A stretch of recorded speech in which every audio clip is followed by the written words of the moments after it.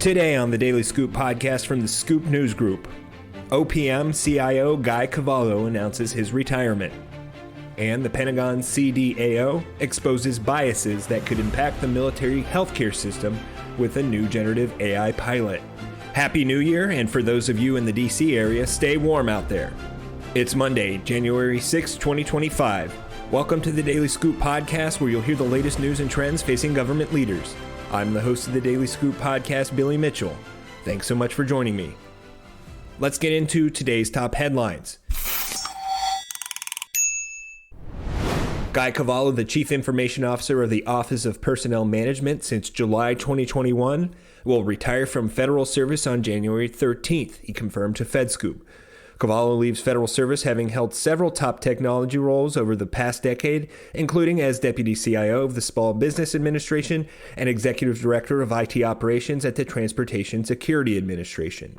He also served as OPM's Principal Deputy CIO and Acting CIO before being named Permanent CIO.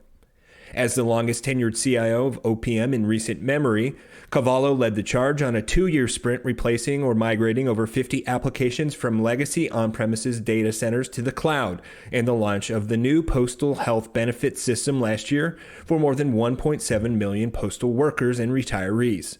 He touted the system as fully operational 100% of the time with no unscheduled downtime throughout the open season. Cavallo also led OPM to winning several Technology Modernization Fund awards in recent years, the most recent of which came in late 2024 to support the use of artificial intelligence to update legacy mainframe programs for OPM's retirement systems.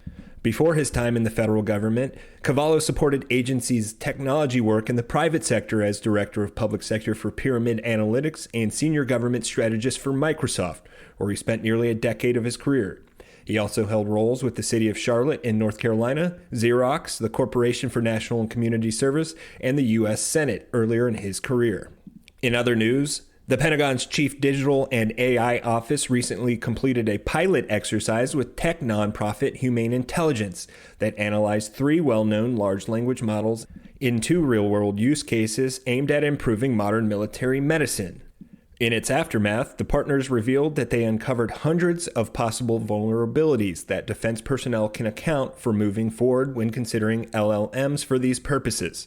A Defense Department spokesperson told FedScoop that the findings revealed biases that could impact the military's healthcare system, such as bias related to demographics.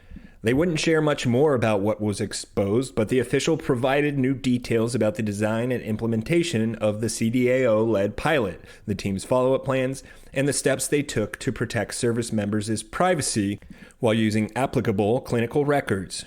Recognizing the potential for both major opportunities and yet-to-be-known threats, the CDAO has been studying Gen AI and coordinating approaches and resources to help DOD to deploy and experiment with it in a responsible manner, officials say.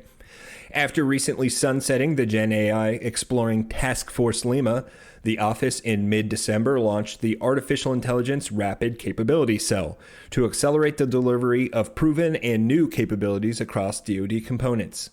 The CDAO's latest crowdsourced AI red teaming assurance program pilot, which focused on tapping LLM chatbots with the aim of enhancing military medicine services, quote, is complementary to the cell's efforts to hasten the adoption of generative AI within the department, according to the spokesperson.